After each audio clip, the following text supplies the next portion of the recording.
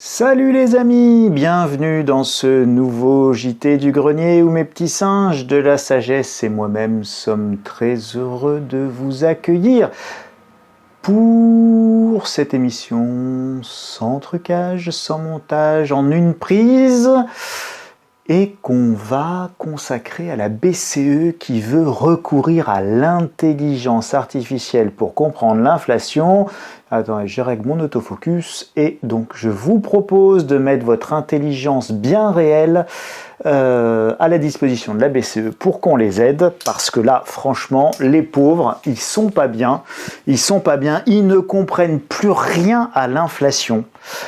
Et pourtant, vous allez voir, ils sont nombreux à la BCE, hein. Ils sont très nombreux, vraiment très nombreux, ils sont 50 000 en fait, vous allez voir, on va regarder. Et donc à 50 000 gugus quand même, ils n'arrivent pas à comprendre l'inflation. Alors, je vous propose de les aider. Donc moi, je vais donner à la BCE, aux 50 000 types de la BCE, enfin, type gaz et GAT de la BCE, quelques petites éléments de réflexion et de réponse sur pourquoi l'inflation. Et puis je vous propose dans les commentaires de faire le BCE ton. Donc on est sympa, on est gentil, on aide la BCE, on leur explique ce qui se passe. N'hésitez pas à leur remonter quelques petits chiffres, l'augmentation du paquet de nouilles, tout ça. Ouais, donc dans les commentaires. Pour la BCE, apparemment, ils ont des problèmes. Il faut qu'ils utilisent l'intelligence artificielle tellement c'est compliqué de comprendre l'inflation. C'est quand même extraordinaire. Donc voilà, donc je voulais me moquer aimablement, gentiment et avec bienveillance de cette information. Et donc voilà, intelligence artificielle de la BCE, mais intelligence bien réelle de notre petite communauté de Grenaisiens. Allez, venez, on va aider la BCE de ce pas. Donc c'est un article BFM, la BCE veut recourir à l'intelligence artificielle pour mieux comprendre l'inflation. Francfort, c'est une dépêche Reuters, la Banque Centrale Européenne réfléchit, parce qu'ils sont quand même pas sûrs. Là, ils réfléchissent à la possibilité de recourir à l'IA pour mieux comprendre l'inflation après avoir sous-estimé les pressions sur les prix pendant des années et mis en place tardivement l'actuel cycle de resserrement monétaire, désormais le plus agressif de son histoire. Vous pouvez regarder dans l'historique de ces vidéos tout ce que je pouvais expliquer il y a plus d'un an, même 2 ans, sur l'inflation qui allait arriver. A priori, sachez que mes poules de cristal utilisent des algorithmes d'intelligence artificielle, des algorithmes de poules, des algorithmes de poulet, c'est des algorithmes ultra confidentiels, on trouve ça dans les œufs et dans les entrailles de poulet, et même la BCE, elle n'a pas ces outils-là. C'est vous dire quand même que, effectivement, elle a sous-estimé, on nous prend vraiment pour des jambons. Trop de données pour les fins limiers de la BCE, alors c'est la suite de cette dépêche de Reuters assez truculente. L'IA nous offre de nouveaux moyens de collecter, de nettoyer, d'analyser, d'interpréter cette masse de données disponibles. Mais vous pouvez avoir toutes les données du monde que vous voulez, si vous êtes une buse en interprétation, eh bien vous restez une buse en interprétation. Une buse avec beaucoup de données, ça reste une buse. Et puis surtout, là en réalité, c'est pas la buse des données, c'est tout simplement ne pas dire la vérité. On savait que cette inflation allait arriver. Elle était éminemment prévisible et on va continuer. Ils sont quand même quelques milliers à la BCE, se pose ça. Voilà, 50 000 collaborateurs selon le Central Bank Directory. Pour la Banque de France et la Bundesbank, on parle de plus de 10 000 personnes. Et donc au total, la BCE et les banques centrales de la zone euro comptent à peu près 50 000 collaborateurs. Aux États-Unis, le réseau, les 12 banques de réserve régionales et la Fed, c'est 20 000 employés. Donc bon, vous voyez, 50 000, ils vont quand même y arriver peut-être à comprendre l'inflation. Bah non. Alors je vous propose, comme on est vachement sympa, nous les Grenaisiens, on les aide et on les aide gratos.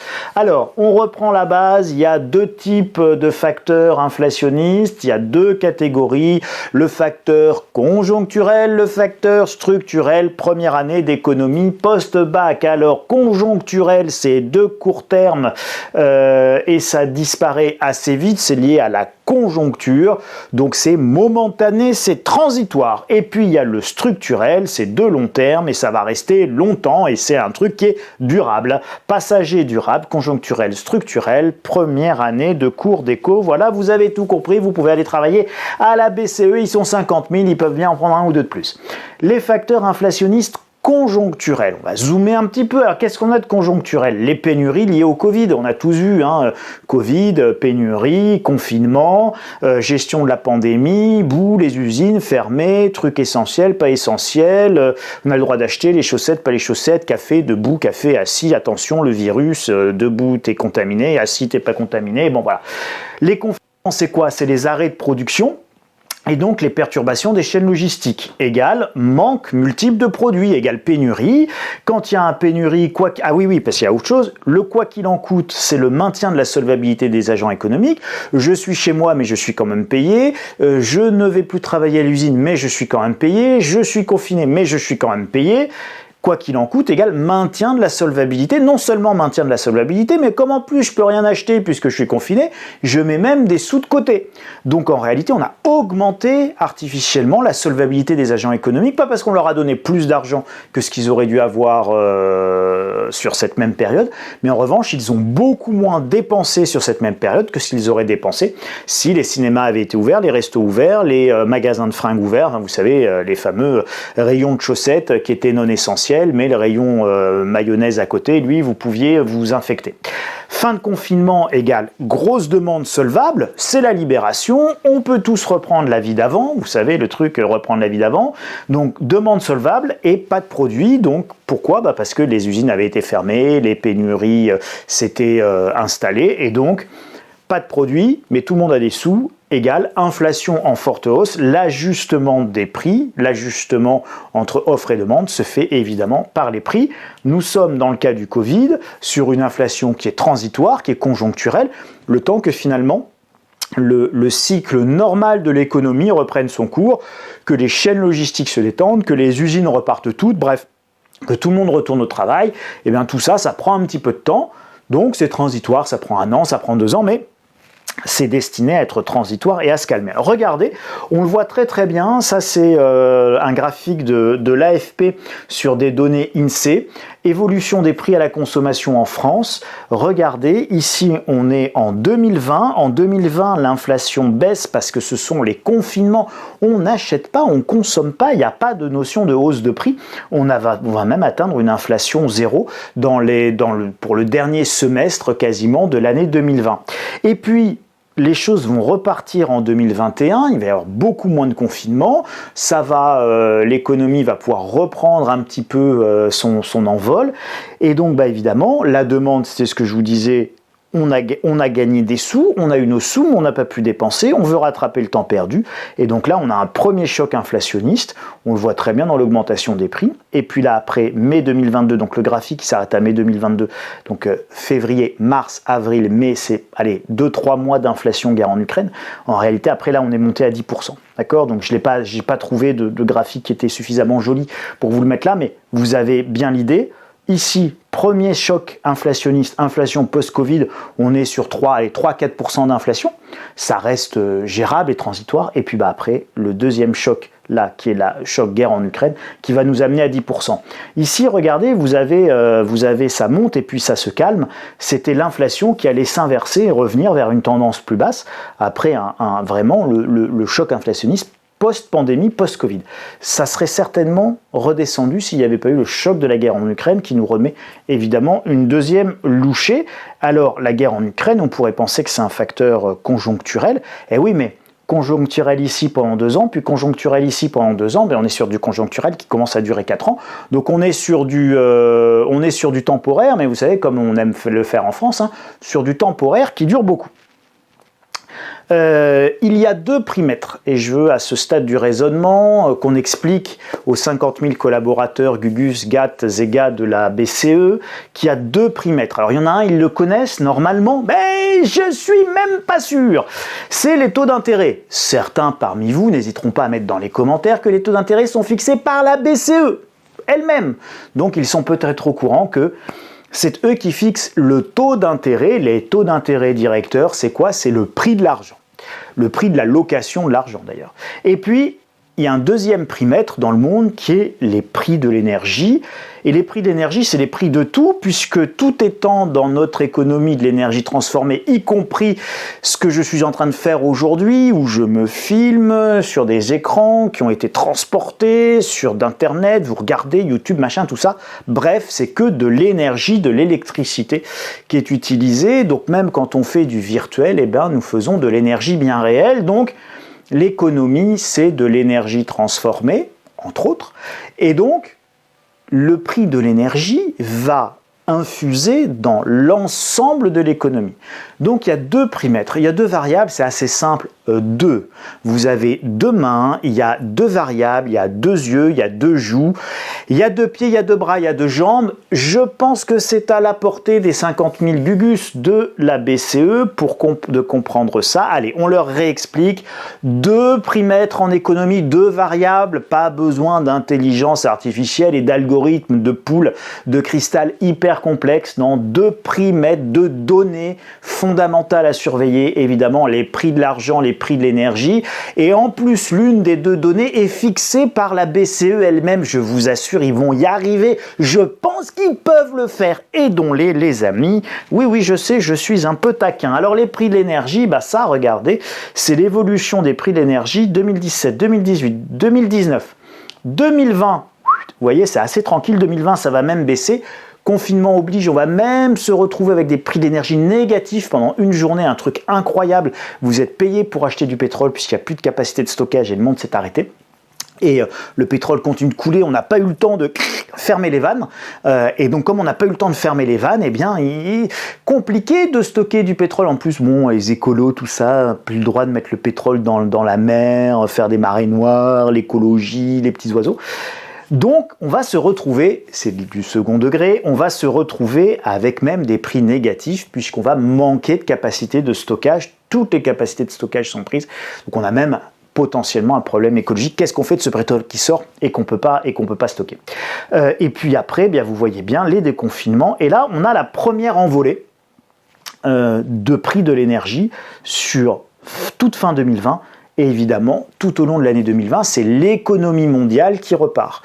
C'est la reprise économique. Et vous voyez que cette reprise économique, eh ben, elle va nous amener sur des prix de l'énergie qui sont quasiment 2 fois plus élevés que ceux que nous avions eu de 2017 à 2021. Donc, c'est 2 fois plus cher que ce qu'on avait payé dans les 4-5 dernières années.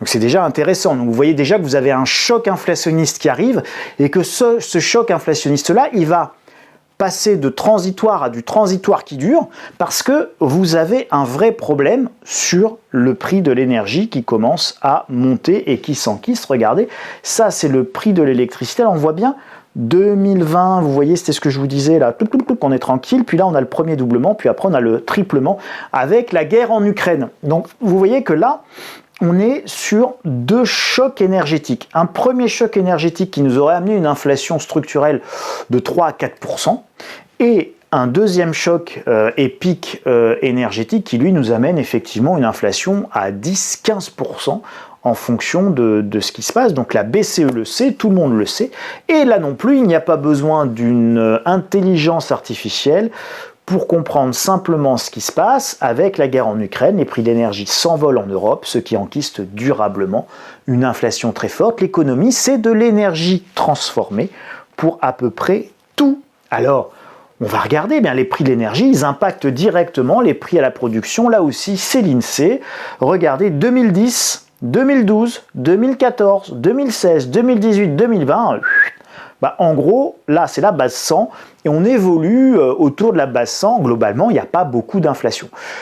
Les gens ressentent pourtant un phénomène inflationniste, mais ça, c'est parce qu'en réalité, c'est les salaires qui n'évoluent pas. Donc, comme les salaires n'évoluent pas et que les prix montent quand même un petit peu, bah, le pouvoir d'achat, il s'érode effectivement bien quand même sur cette période. Mais pas tant à cause d'une inflation qui est très forte qu'à cause de salaires qui n'évoluent pas et qui rendent une inflation qui est plutôt limitée, extrêmement désagréable à supporter. tout en sachant aussi qu'on mesure mal l'inflation, parce que l'inflation est une statistique très politique, donc on ne mesure pas, par exemple, l'inflation immobilière. L'immobilier dans l'indice des prix de l'INSEE, c'est 7%, d'accord ? Donc le prix de l'immobilier, c'est même pas 10% de pondération dans le calcul de votre inflation, alors que ça peut représenter la moitié du budget d'un jeune ménage. Mais regardez, là, évidemment, à partir de 2020, on a une envolée de l'inflation. Et ici, là, on a Covid plus guerre en Ukraine. Voilà, donc première marche, c'est le Covid. Deuxième marche, immense, c'est évidemment la guerre en Ukraine. Ça, c'est les prix à la production. Les prix à la production, ils sont directement impactés par les prix de l'énergie. Et tant que vous n'avez pas de reflux des prix à la production, vous savez que votre inflation, elle est profondément durable. Ça, c'est les coûts de production, en gros.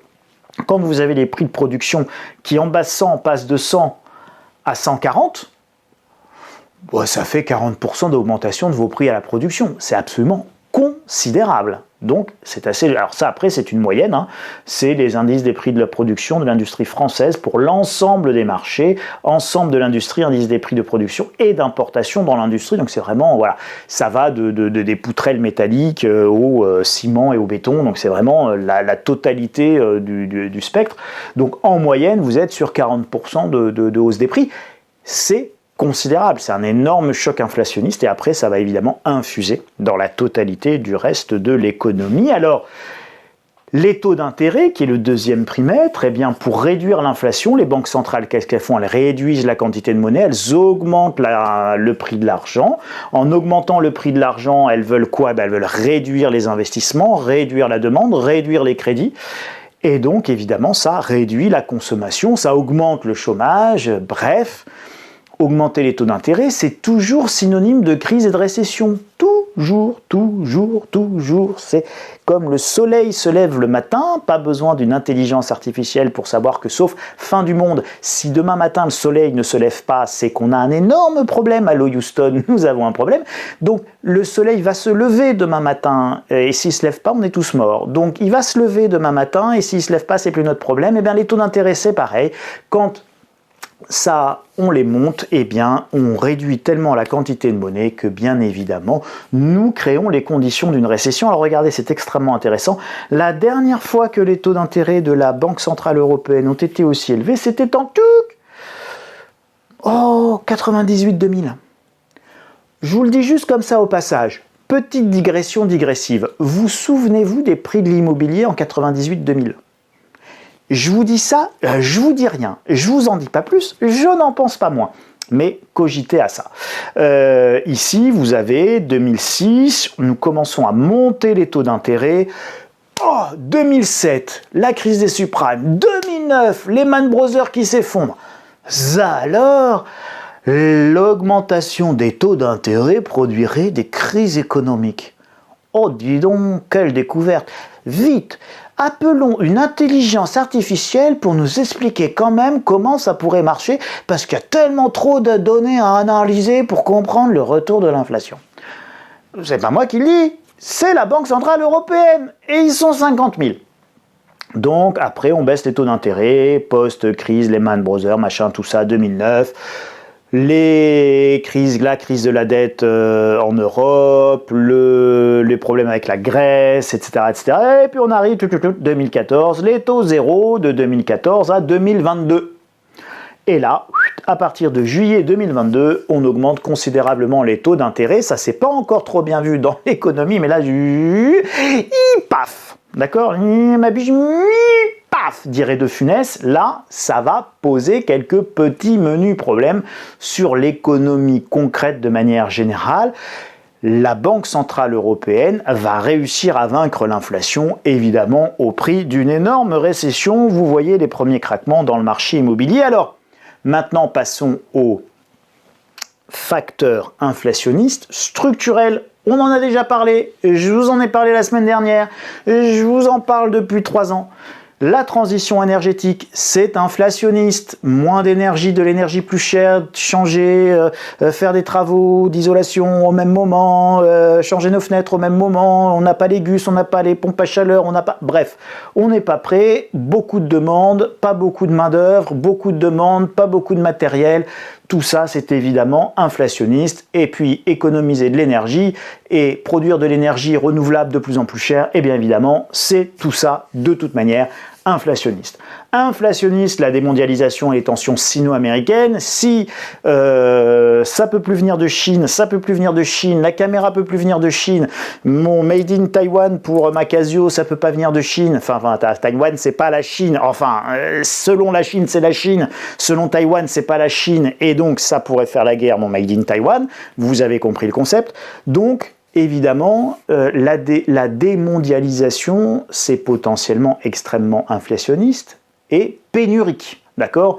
Et encore une fois, quand il y a des pénuries, parce qu'il n'y a plus de chaussures qui arrivent en provenance de Chine, plus de t-shirts et surtout plus tout ce qui est en écran, en iPhone, en machin, en truc, eh bien évidemment, on se retrouve avec des hausses des prix majeures.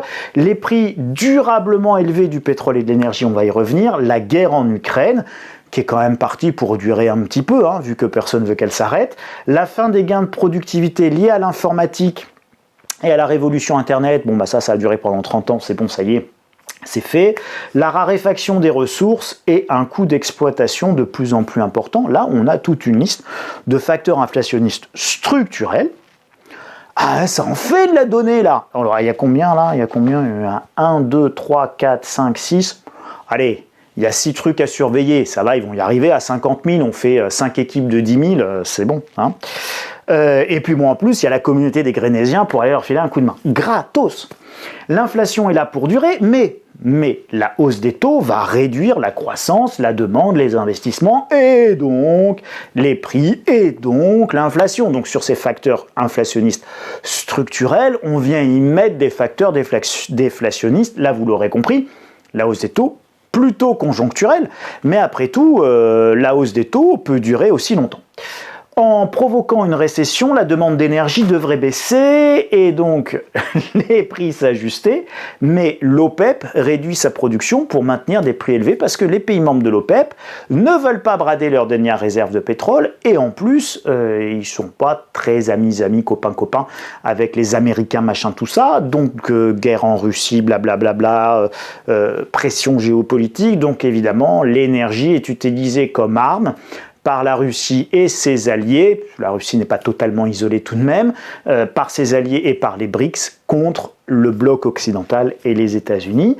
Alors c'est un accord, hein, pas un accord, mais un accord de paix sur l'Ukraine serait déflationniste. Imaginez que demain, tout va bien, allez on reprend, on se fait des bisous, machin, tout ça, et puis on arrête les sanctions à l'égard de la Russie, et puis on refait revenir Nord Stream, on fait des gros tuyaux, des gros gazoducs, des gros machins. Ça serait évidemment déflationniste. Une négociation réussie avec la Chine et les BRICS, entre les États-Unis, la Chine et les BRICS, c'est un partage du monde, un nouvel ordre mondial multilatéral où tout le monde serait d'accord et on se baignerait et on nagerait tous dans la félicité la plus totale, ce serait évidemment déflationniste, puisque ça serait non pas plus de démondialisation, mais plus de mondialisation. Et l'arrivée de la prochaine révolution industrielle, qui serait également déflationniste, on va en parler un petit peu après. Zoom sur la production mondiale de pétrole, je vous disais ici que l'OPEP baissait sa production. Et donc regardez, là on est en 2019, c'est le pic de production, et là on est extrêmement en dessous de ce... Là ça c'était le confinement production qui s'était effondré, et puis c'était reparti en même temps que les prix de l'énergie étaient repartis à la hausse. Et vous voyez, ces évolutions de production, ce sont les ajustements de la production des pays de l'OPEP en fonction de la demande et en fonction des prix qu'ils souhaitent. Donc c'est pour ça que la production est aussi heurtée. Vous voyez que la production de pétrole, c'est loin d'être quelque chose de linéaire.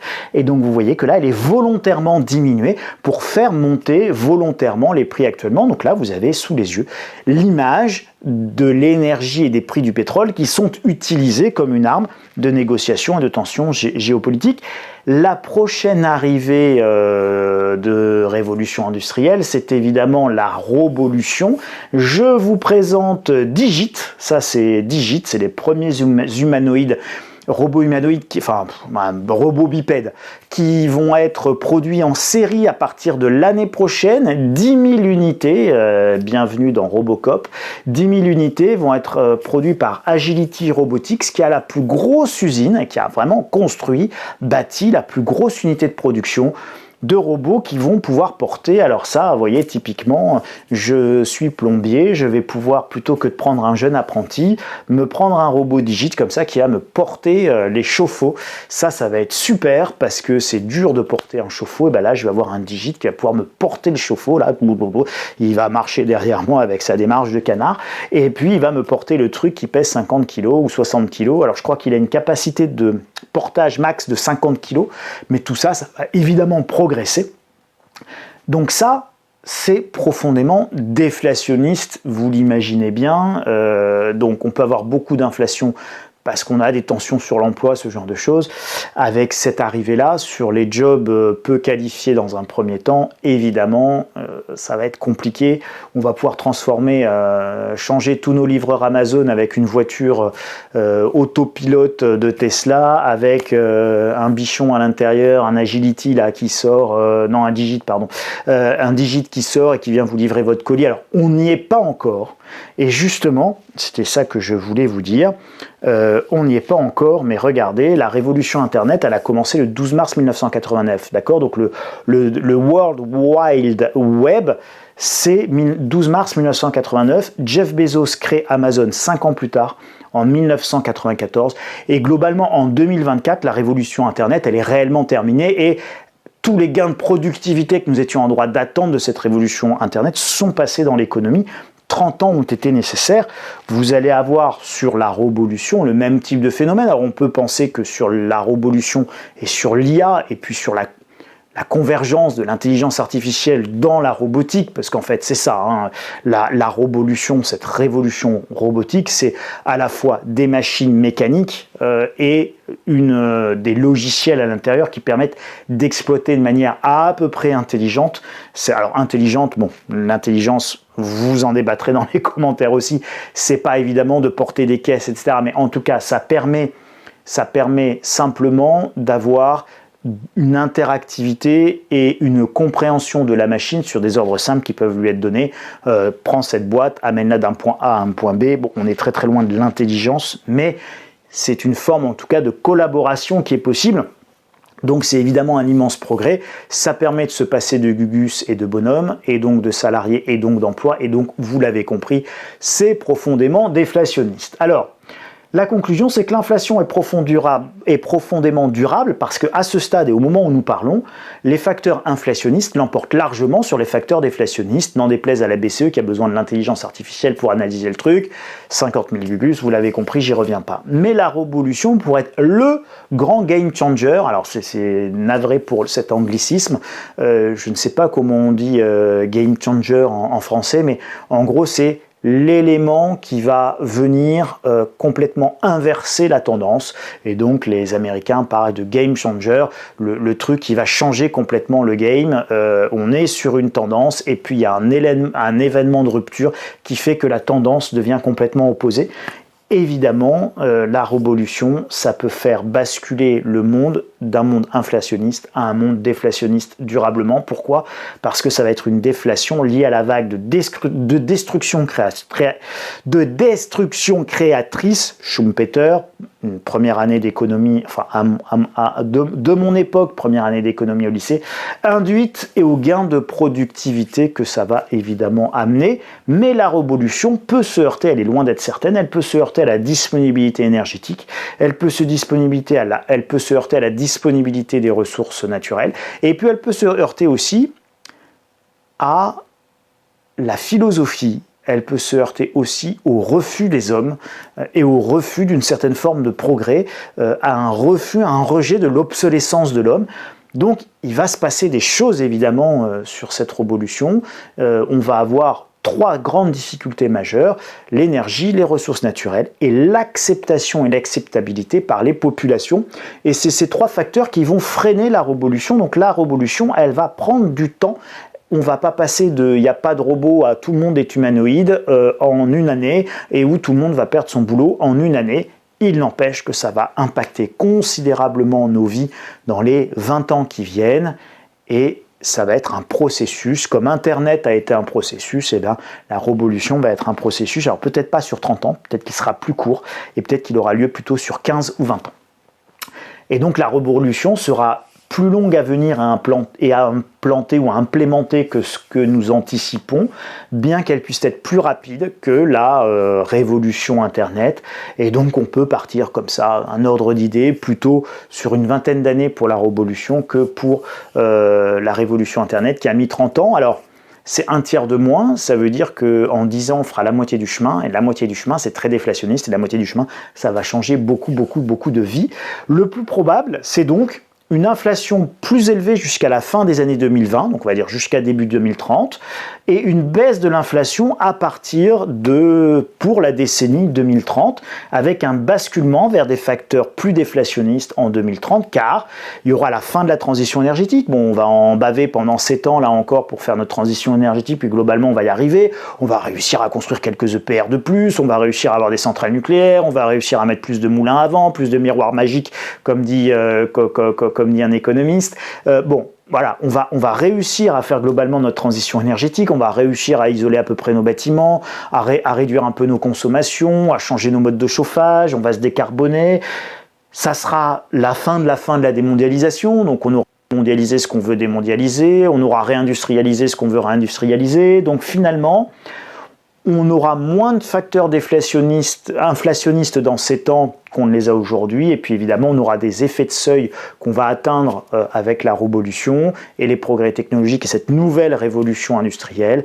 Et donc on peut comme ça, pour vous donner un ordre de grandeur, si tout se passe bien et toutes choses égales par ailleurs, comme on aime dire, on peut imaginer qu'on va rester sur une inflation durable et relativement forte jusqu'en 2030, et puis qu'à partir de 2030, nous aurons une inflation moins forte, sauf évidemment, si nous avons des chocs exogènes de type signe noir, alors du genre Troisième Guerre mondiale, parce que finalement avec la Russie ça devient de plus en plus grave, ou une invasion de Taïwan par la Chine, une intervention américaine, des sanctions et des embargos de l'ampleur de ce qui a été décidé sur la Russie mais sur la Chine, et comme la moitié des bidules que nous achetons tous les mois viennent de Chine, moi je vous raconte pas, si on n'achète plus rien à la Chine, ça va pas très bien se passer. Donc là c'est plus 30% d'inflation dans les 30 jours, j'avais fait une vidéo là-dessus, vous pouvez regarder. La guerre contre Taïwan, je crois le titre c'est la guerre contre Taïwan, c'est 30% d'inflation. Donc voilà. Voilà pour vous donner quelques éléments de réflexion que vous pouvez envoyer aux 50 000 membres de la Banque Centrale Européenne pour les aider. C'est comme ils sont en train de réfléchir à l'utilisation de l'intelligence artificielle pour comprendre l'inflation. Éventuellement, n'hésitons pas à leur donner quelques petits tuyaux. Alors, j'en profite, l'instant pub de 2 secondes. Le dossier spécial lettres stratégie est en ligne. C'est un dossier sur les BRICS. BRICS, le basculement, c'est son titre. Comprendre et anticiper ce que personne ou presque ne voit venir, ou enfin en tout cas ne veut vous dire. La fin du dollar, point d'interrogation, la réponse, elle est dedans et elle n'est pas simple, vous verrez. La création d'une monnaie BRICS, la réponse, elle est dedans et vous verrez, la réponse, elle n'est pas simple. Et elle est beaucoup plus nuancée que ce qu'on peut imaginer. La traduction exclusive des discours de Xi Jinping et de Vladimir Poutine au sommet des BRICS d'août 2023, et ça permet de comprendre l'état de la pensée de ces deux grands leaders et l'état de la pensée articulée dans ce mouvement des BRICS, et c'est passionnant parce que ça permet évidemment de mettre les choses en perspective et de mieux comprendre ce qui va se passer sur la nouvelle monnaie et sur la fin du dollar, la dédollarisation de l'économie, et puis les impacts géopolitiques des BRICS, les grandes tendances à venir, la partition du monde et la démondialisation qui vont être, à mon sens, des éléments prégnants de l'évolution du monde dans les prochaines années, et puis évidemment des conséquences économiques et patrimoniales pour chacun d'entre vous. Vous allez sur le site Insolène, alors c'est téléchargeable pour ceux qui sont abonnés dans vos espaces lecteurs, et puis pour ceux qui veulent s'abonner, il doit y avoir le lien là-haut enfin voilà, il y a un petit vous cliquez dessus, ça va vous amener sur le site, vous pouvez vous abonner. D'abord, ça me permet de vivre et donc ça me permet de continuer à faire ce que j'aime faire et à vous informer, et ça permet de financer toute la partie gratuite. Ça permet à ceux qui veulent et qui le souhaitent d'aller un petit peu plus plus loin.